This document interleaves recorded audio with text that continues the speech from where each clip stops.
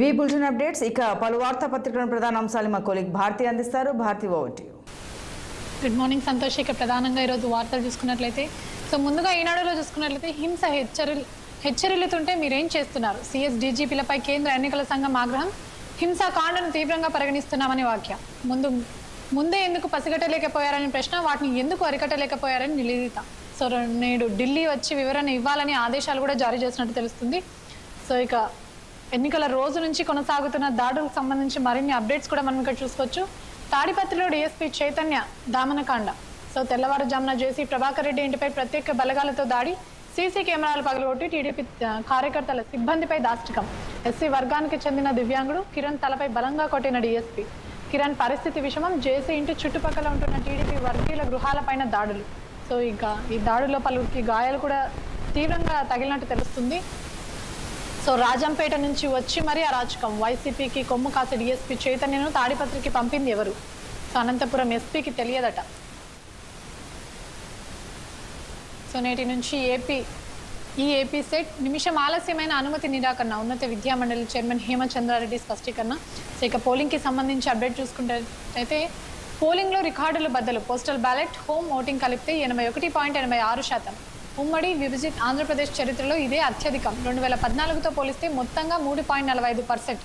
2019 కంటే 2.09% ఎక్కువ. వివరాలు వెల్లడించిన రాష్ట్ర ప్రధాన ఎన్నికల అధికారి ముఖేష్ కుమార్ మీనా.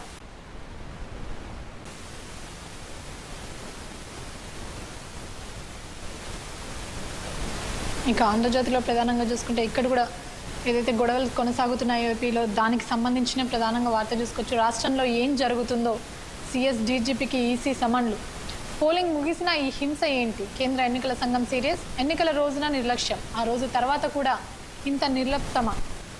ఈ హింసాకాండకు బాధ్యతలు ఎవరు? నేడు ఢిల్లీ వచ్చి వివరణ ఇవ్వండి ఈసీ శ్రీముఖం. డీజీపీ నిఘా చీఫ్తో జవహర్ రెడ్డి అత్యవసర భేటీ, కమిషనర్కు ఏం చెప్పాలనే దానిపై చర్చలు.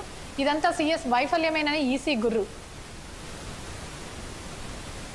ఇక్కడ చూసుకుంటే నలుగురు ఎస్పీలపై ఈసీ కత్తి, ఏ క్షణమైనా చర్య తీసుకునే అవకాశం. పల్నాడు హింస, బిందు మాధవ్ మెడకు, పలువర్తి నానిపై తిరుపతి ఎస్పీ వేటు, తాడిపత్రిలో బీభత్సం, అమిత్ భర్దార్కు సంకటం. నంద్యాలలో పుష్ప ర్యాలీ, రఘువీరారెడ్డి ఫైర్. ఇదే దాడులకు సంబంధించి మరిన్ని అప్డేట్స్ కూడా చూసుకోవచ్చు. కేసులతో కొట్టి పడేసి అన్న ఒక వార్తను మనం ఇక్కడ చూసుకోవచ్చు. అల్లర్ల వెనుక వైసీపీ అసలు వ్యూహం, అనుచరులు చేజారకుండా చర్యలు, కేసులు నమోదైతే తమ చుట్టూ తిరగాల్సింది, అందుకే ప్రత్యర్థులపై వరుస దాడులు, విధ్వంసం చెల్లారకుండా వ్యూహం, టీడీపీ వైపు వెళ్లకుండా ఆపేందుకు.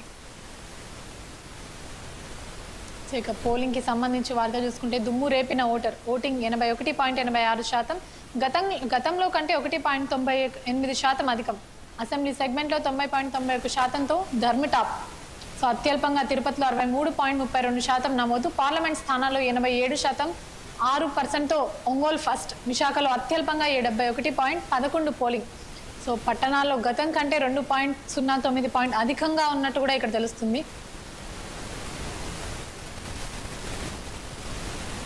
ఇక సాక్షిలో ప్రధానంగా చూసుకుంటే ఇక్కడ కూడా దాడులకు సంబంధించిన వార్తని ప్రధానంగా చూసుకోవచ్చు. బడుగులపై బరితెగింపు, వైసీపీ అనుకూల వర్గాలే టార్గెట్, మహిళలపై పచ్చముక్కల దాష్టికం.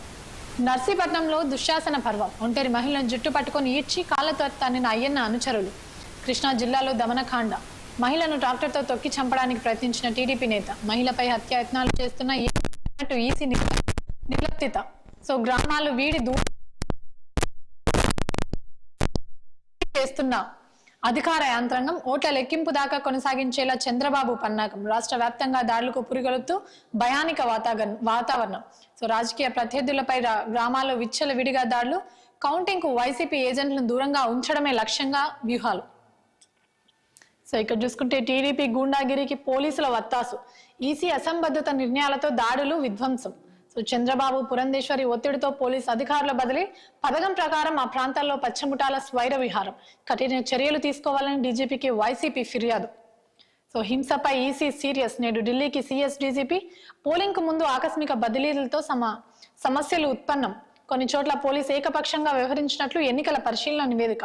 పెత్తందారులకు బుద్ధి చెప్పాలి, ప్రజా తీర్పు అంటూ కూడా ఇక్కడ మంత్రి మేరుగ నాగార్జున చేసిన కామెంట్స్ ఇవి. పాజిటివ్ ఓట్ల సునామీతో జగన్ మళ్ళీ ముఖ్యమంత్రి అవుతారు అని కూడా ధీమా అయితే వ్యక్తం చేశారు. సో ఇక్కడ చూసుకుంటే ఓటు వేసేందుకు వచ్చి మృత్యువాత. హైదరాబాద్ నుంచి ఓటర్లను పిలిపించిన టీడీపీ ఎమ్మెల్యే ఏలూరి తిరుగు ప్రయాణంలో చిలుకలూరిపేట వద్ద బస్సు ప్రమాదం. టిప్పర్ను బస్సు ఢీకొనడంతో చెలరేగిన మంటలు, పూర్తిగా దగ్నమైన బస్సు, టిప్పర్, 2 డ్రైవర్లు సహా 6 సజీవ దహనం. సో 30 మందికి గాయాలు, ఒక మహిళ పరిస్థితి విషమం. సో సీఎం జగన్ దిగ్భ్రాంతి, మృతుల కుటుంబాలకు 5 లక్షల చొప్పున పరిహారం. తీవ్రంగా గాయపడిన వారికి 1 లక్ష, స్వల్పంగా గాయపడిన వారికి 50,000 ఆర్థిక సాయం.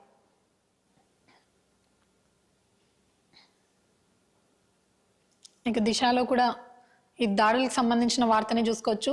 హింసకు బాధ్యులు ఎవరు అంటూ కూడా ఒక వార్తను మనం ఇక్కడ చూసుకోవచ్చు. నేను ఢిల్లీ వెళ్లనున్న సిఎస్ అలాగే డీజీపీ. రాష్ట్రంలో పోలింగ్ తర్వాత పరిణామాలపై ఎన్నికల సంఘం ఆగ్రహం. వ్యక్తిగతంగా హాజరై వివరణ ఇవ్వాలని సిఎస్ డీజీపీలకు ఆదేశం. డీజీపీ ఇంటెలిజెన్స్ ఏడీజీలతో సిఎస్ జవహర్ రెడ్డి అత్యవసర భేటీ. ఇక్కడ చూసుకుంటే శాంతి భద్రతలు పునరుద్ధరించాలి, దాడులకు ప్రేరేపించిన వారిపై చర్యలు తీసుకోవాలి. గవర్నర్ కు ఎన్డీఏ నేతల వినతి. ఆధారాలను చూసి గవర్నర్ ఆశ్చర్యపోయారు అంటూ కూడా వర్ల రామయ్య కామెంట్ చేశారు. సో ఇమేజ్ లో మనం చూసుకోవచ్చు ప్రస్తుతం ఏపీలో దాడులు ఎలా కొనసాగుతున్నాయి, ఏ విధంగా ఉన్నాయి అని కూడా. సో నివురు గప్పిన నిప్పు లాంటి తాడిపత్రి. 2 వర్గాలపై కేసులు, అరెస్టులు అమలులో. 144 సెక్షన్. ఏఎస్పీని వదిలిపెట్టబోమని పెద్దారెడ్డి హెచ్చరిక. సో 3 ఎమ్మెల్యేల హౌస్ అరెస్ట్. హింసాత్మక ఘటనలు కొనసాగడమే కారణం. గృహ నిర్బంధంలో గురజాల, నరసరావుపేట, మాచర్ల ఎమ్మెల్యేలు. అల్లర్లతో మూతపడిన దుకాణాలు. సో ఇదే దాడులకు సంబంధించి మరో అప్డేట్ చూసుకున్నట్లయితే ఆగని దాడులు. ఎన్నికల వేళ రెచ్చగొట్టిన వైసీపీ అభ్యర్థులు. ప్రతిపక్షాలపై కొనసాగుతున్న దాడులు. రాజకీయ స్వార్థానికి అమలుకాలు బలి. సో రాష్ట్రం మరో బీహార్ లా మారనుందా అనే అనుమానాలు కూడా రేకెత్తిస్తున్నాయని కూడా మనం ఇక్కడ చూసుకోవచ్చు. సో ఇక వెలుగులో తెలంగాణకు సంబంధించిన మరి అప్డేట్ చూసుకుంటే రుణమాఫీ చేసేద్దాం అంటూ కూడా సీఎం రేవంత్ రెడ్డి అయితే స్పష్టం చేశారు. ఎన్నికల కోడ్ ముగిసేలోపు నిధుల సమీకరణ. అవసరమైతే ప్రత్యేక కార్పొరేషన్ అధికారులకు సీఎం రేవంత్ ఆదేశం. సో మహారాష్ట్ర, రాజస్థాన్ లోని రుణమాఫీపై స్టడీ చేయండి. వడ్ల కొనుగోలను స్పీడప్ చేయాలి. మిల్లర్ల అక్రమాలను సహించేది లేదు. రేషన్ షాపులో సన్నబియ్యం అందించేందుకు చర్యలు. జూన్ 2 తర్వాత హైదరాబాద్ లోని ప్రభుత్వ భవనాలని తెలంగాణ ఆధీనంలోకి. విభజన చట్టంలోని అంశాలపై రిపోర్ట్ రెడీ చేయాలని అధికారులకు సూచన. సో రుణమాఫీ, ధాన్యం కొనుగోలు, విభజన చట్టంపై చర్యకు 18 కేబినెట్ భేటీ. సో స్థానిక ఎన్నికలపై కాంగ్రెస్ ఫోకస్. గ్రాడ్యుయేట్ ఎమ్మెల్సీ ఎన్నికలపై కూడా. సో తీన్మార్ మల్లన్న తరపున త్వరలో సీఎం ప్రచారం. ఆ తర్వాత సర్పంచ్, ఎంపీటీసీ, జడ్పీటీసీ ఎన్నికలకు ప్లాన్. వచ్చే నెల 6న ముగియనున్న ఎంపీ ఎన్నికల కోడ్. ఆ వెంటనే 3 నెలల పాటు స్థానిక ఎన్నికల కోలాహలం. సో ఇక్కడ చూసుకుంటే స్థానిక సంస్థలో బీసీ రిజర్వేషన్లపై కమిషన్ కసరత్తు. గత 3 ఎన్నికల వివరాలు ఇవ్వాలని పీఆర్ కు ఆదేశం. రిజర్వేషన్లు, జనాభా, ఓటర్ లిస్టులు అందజేయాలన్న అధికారులు. సో ఇప్పటికే 3 రాష్ట్రాల్లో పర్యటించిన కమిషన్ త్వరలో ఏపీ, బీహార్ కు వెళ్లి అయోధ్యం. సో ఎన్నికల కోడ్ తర్వాత కుల గణన, బీసీ రిజర్వేషన్లపై నిర్ణయం. స్థానిక ఎన్నికల్లో బీసీ కోటాను తగ్గించిన గత సర్కార్. ఎన్నికల హామీ మేరకు కుల గణనను సిద్ధమైన కాంగ్రెస్ ప్రభుత్వం.